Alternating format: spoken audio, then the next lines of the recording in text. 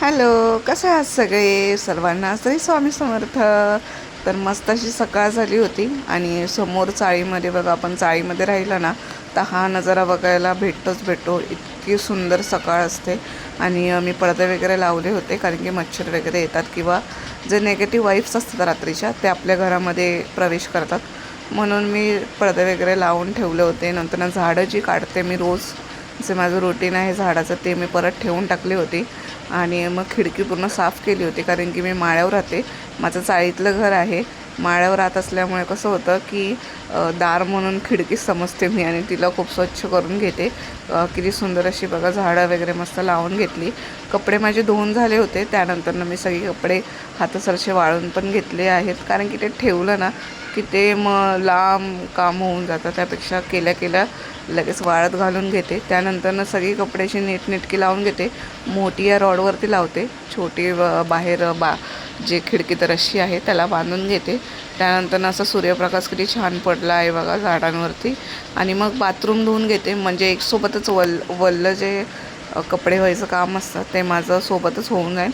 Bathroom मस्त धुवून झाल्यानंतर सगळे टाईल्स वगैरे घासून घेते.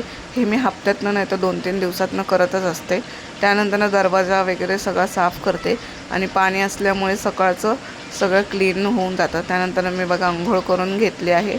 अंघोळ झाल्याच्या नंतर मग मी प्यायचं पाणी वगैरे किंवा अजून काही देवाची भांडी वगैरे किंवा काय असेल तर ते मी करून घेते.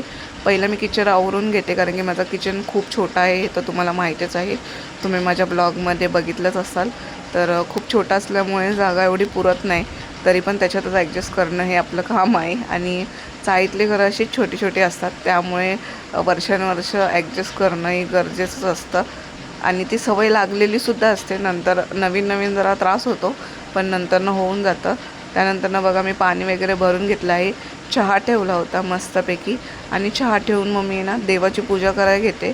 कारण की कसं आहे, तिथे चहा पण उकळतो आणि माझं देवपूजा पण होऊन जाते. आणि सकाळचं असं मस्त प्रसन्न असं वातावरण असतं.